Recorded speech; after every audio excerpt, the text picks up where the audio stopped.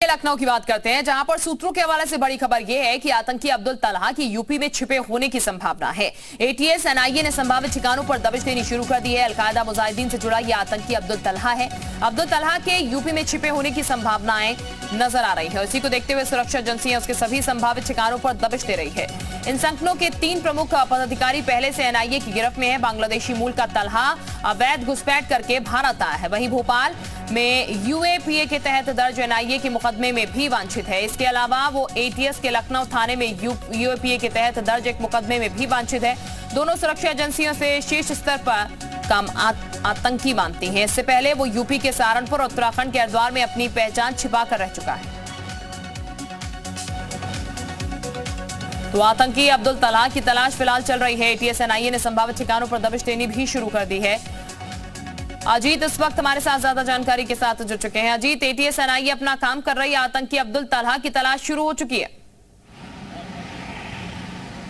देखिए, बिल्कुल अब्दुल तलहा कोई सामान्य आदमी नहीं, बल्कि सबसे बड़े आतंकी संगठन अलकायदा का जो दूसरा संगठन जमीयते उल मुजाहिदीन जो बांग्लादेश में एक्टिव है, उसका ये सदस्य और यूपी समेत देश के कई राज्यों में ये वांटेड है। और ये कहा जा रहा है कि यूपी में कहीं छुपा है। आजमगढ़ से लेकर सहारनपुर सब जगह यूपी एटीएस और एनआईए की जो साझा छापेमारी है वो लगातार जारी है और कई जगह बड़ी बड़ी घटनाओं में भी शामिल रहा। तो तलहा मास्टरमाइंड और अलकायदा जैसे खतरनाक आतंकी संगठन से वो जुड़ा हुआ है, तो लिहाजा एटीएस जो है वो सावधान हो गई है। कई जिले के जो कप्तान है उनसे बात की गई है। यूपी का जो गृह विभाग उसने संभावित जिलों में जैसे सहारनपुर का इलाका है, आजमगढ़ के आसपास का इलाका है, पश्चिमी उत्तर प्रदेश के कई सारे इलाका है, मुरादाबाद, बिजनौर, वहां पर अलर्ट घोषित किया गया। और एनआईए सूचना के आधार पर यूपी एटीएस के साथ लगातार छापेमारी की जा रही है और जानकारियां भी शेयर की जा रही है एमपी से लेकर यूपी तक। तो जो अब्दुल तलहा वो बड़ा आतंकी एक तरीके से कहा जाए है और अलकायदा से जुड़ा है, लिहाजा एजेंसियां काफी चौकन्ना, क्योंकि दीपावली का त्यौहार आ रहा है। अयोध्या, काशी, मथुरा को पहले से ही जो है अलर्ट किया गया है। वहां